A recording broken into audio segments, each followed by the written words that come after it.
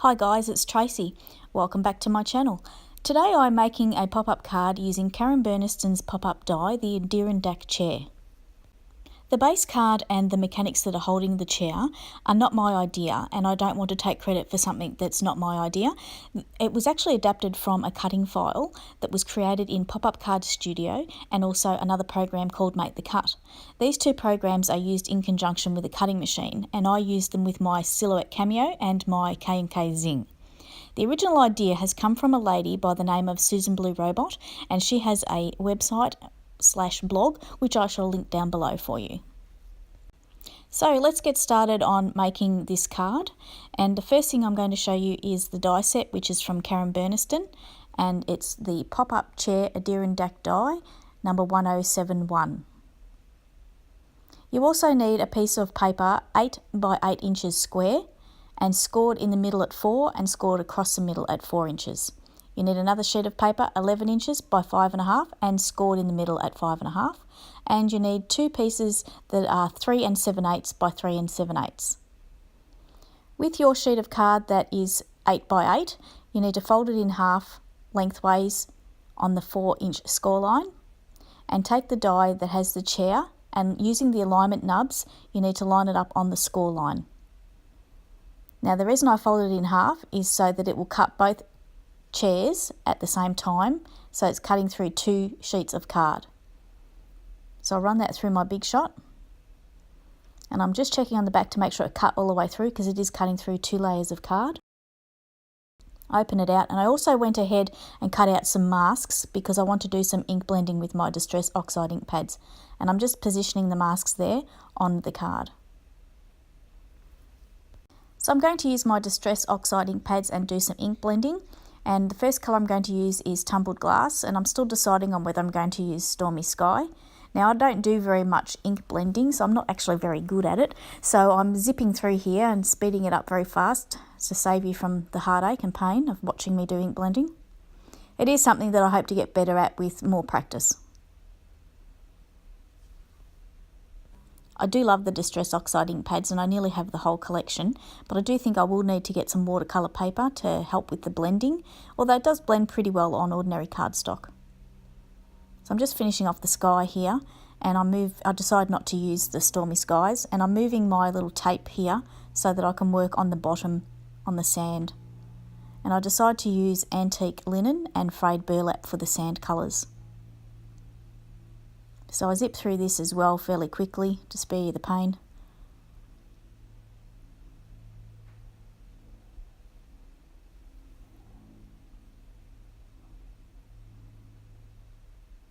And I decide to use the frayed burlap because I want to darken up around the edges a little bit. So I'm using the frayed burlap and I'm going around a little bit to make it a little bit darker. And I decided to take a bit of a lighter hand because it's a little bit darker than I thought it would be, but in the end it turns out okay and I'm happy with it. And I use the frayed burlap also to go around the base of the chairs to sort of give it a little bit of a shadow.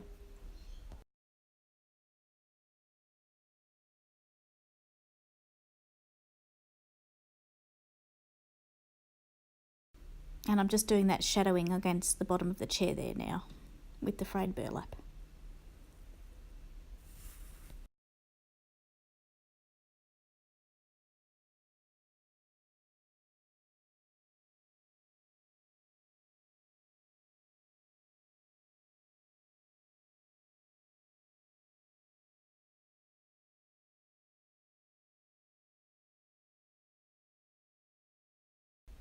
So I'm just finishing up with the frayed burlap here and adding just some texture, so then some shadows, just finishing it off. And I'm happy with how it's looking.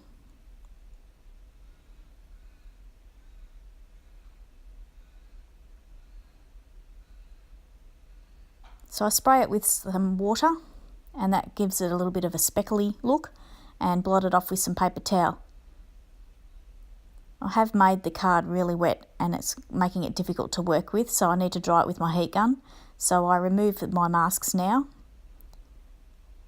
and that always looks really nice when you take the mask away and everything's looking how you want it to. And I'm checking out the effect that the sprayed water, and it looks really good. I get my heat gun, dry it all off.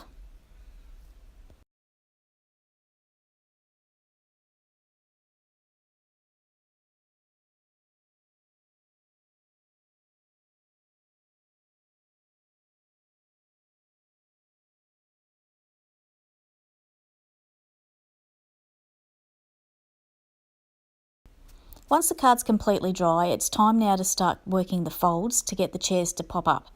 Now the key here is just to take your time. The die creates score lines when you cut it into the card, so you're just working with those.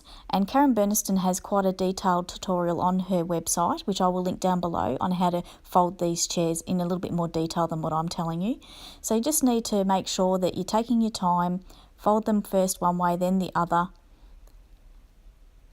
and being careful not to create unnecessary folds in either the card nor the chairs. So I'm even working them from the back. I'm just being gentle, slowly working it. It is only paper, it will do what you want it to do. And I'm even pronouncing some of the folds there with my fingernail.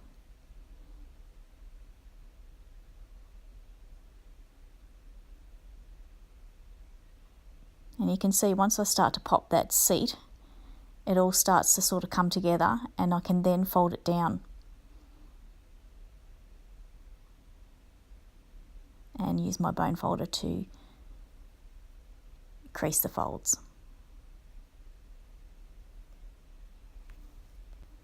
Once that's done and it's looking good, it's time to get my metal ruler and scalpel and split the card down the bottom from the middle. And this will separate the chairs.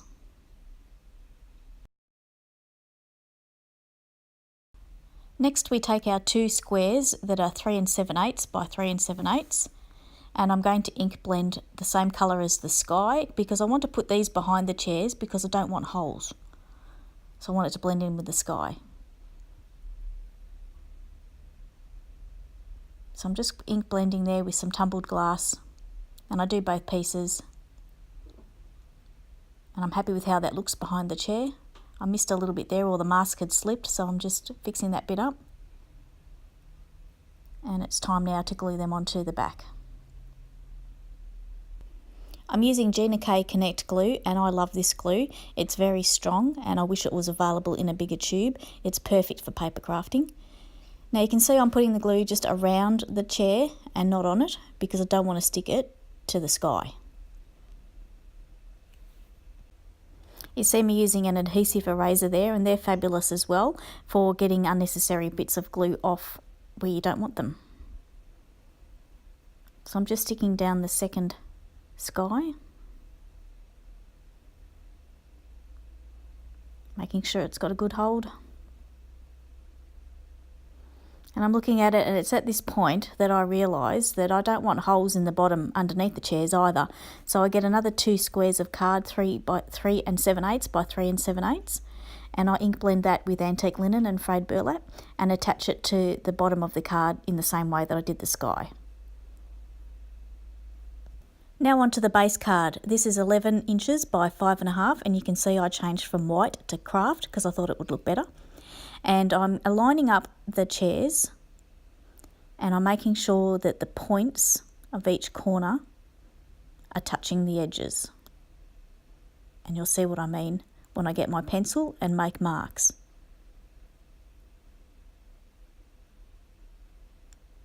What this does when you line them up like that is make sure that nothing hangs out over the edge when you open and close the card. So I'm putting my marks there at each corner, and I did the top as well, but my head got in the way, so I had to crop that out. So I'm just taking the Gina K Connect glue, making sure I'm actually gluing the bottom to the bottom and not the top, and I'm applying some glue.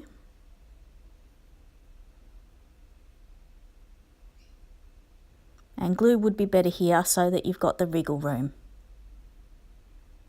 So I'm taking care now to line up those pieces with those marks that I made, making sure those points touch the edge of the card in all those places, including the top. And you can see when I turn it around that it touches in all those points.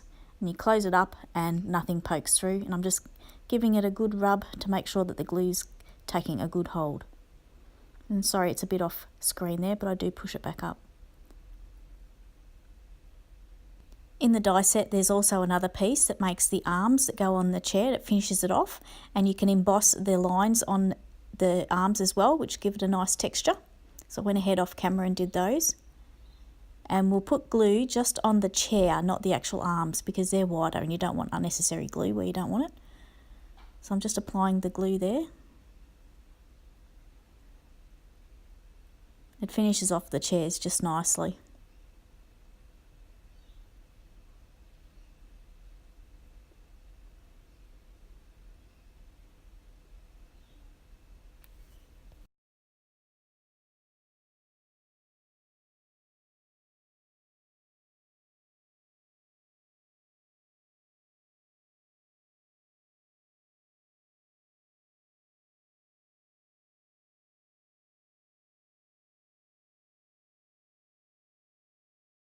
So I've got both of the arms on both of the chairs now, so that's looking good. Folding it up, making sure it's all still folding well, and admiring the two chairs. Also in the die set, you get the die pieces to make a little bucket and a spade and a little blob of sand. So I'll go ahead and cut those out and put together the bucket with the sand and the spade hangs nicely on the handle. And I decide to begin with, I'm going to glue the bucket to the leg of the chair. And then I think, no, maybe I'll put it on the chair. And I thought, I don't want to stick it to the back. And I saw on Karen Burniston's video, she made these two little legs that attach the bucket to the leg, and you can put that through the slat of the chair, and it looks like the bucket's on the chair, and it folds down with the chair. So you can see me here, I've put glue on the feet, and I'm poking it through the slat, using my craft knife to help, and hoping that the feet haven't stuck together. So I prise them apart with the blade and push it down to the bottom of the card, and there's a little, you can just barely see it, there's a little tab poking up. And so I just go ahead and do the other one. So just putting glue on that other one there, and I'll poke that through the slat in the same way that I did the other one, and that leaves a little tab poking up on the top of the chair, which I'm going to attach the bucket to. And then it looks like the bucket's sitting on the chair. And the way that I've done it here, it will fold up and down with the chair, and it won't get obscured in any way. And I'm putting the glue on the tab, and then putting the bucket on there. I'm sorry you can't see past my hand, sorry about that.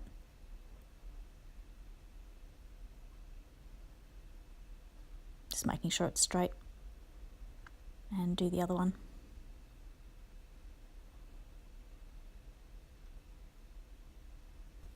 So I'm just positioning the second bucket and making sure that the handle and the spade are sitting nicely, and closing it up. And you can see when I close it up that the bucket just folds in with the chair.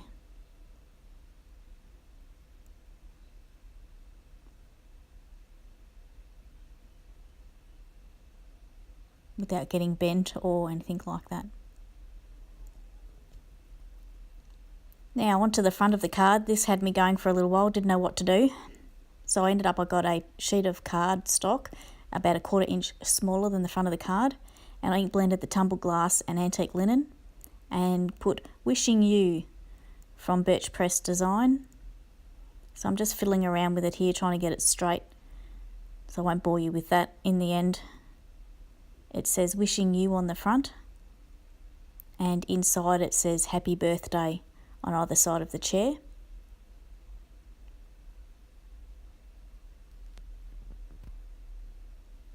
I kept this card fairly clean and simple. I didn't really know what else to put on it.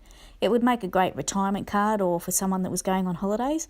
I chose to do it for a birthday card. And you could decorate the base card on the inside as well if you wanted to. That's it guys, this card is finished. Wishing you happy birthday. I hope you get a chance to make one of these cards yourself. If you do and you get stuck or need to ask a question, please don't hesitate to drop me a line. I'll be more than happy to help you.